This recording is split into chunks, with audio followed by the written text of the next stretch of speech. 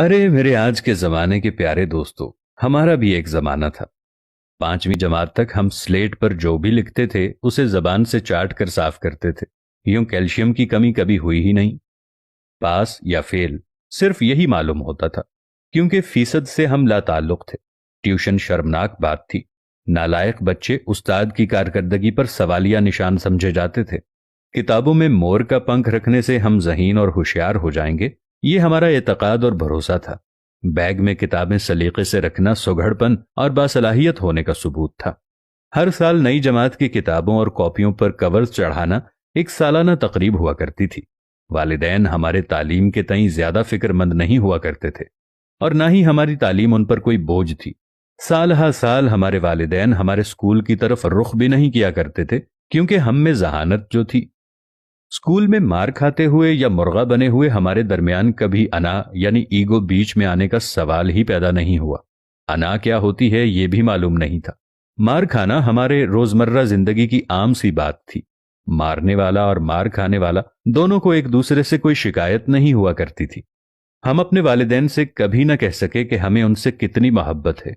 ना बाप हमें कहता था, क्योंकि आई लव यू कहना तब तक राइज नहीं था और हमें मालूम भी नहीं था, क्योंकि तब मोहब्बतें जबान से अदा नहीं की जाती थीं, बल्कि सचमुच हुआ करती थी। रिश्तों में भी कोई लगी बंदी नहीं हुआ करती थी, बल्कि वो खुलूस और मोहब्बत से सरशार हुआ करते थे। सच्चाई यही है कि हम या हमारी उम्र या जायद उम्र के सभी अफराद अपनी किस्मत पे हमेशा राजी रहे। हमारा जमाना खुशबख्ती की अलामत था। इसका मवाजना आज की जिंदगी से कर ही नहीं सकते, क्योंकि आज की जिंदगी में जितनी नफसा नफसी है, हमारे जमाने में ऐसा कभी नहीं हुआ करता था। आज की जिंदगी में हमें अपने साथ वाले पड़ोसी तक का भी मालूम नहीं है कि हमारे साथ कौन रहता है, उसके हालात कैसे हैं, उसकी गुजर बसर कैसे होती है।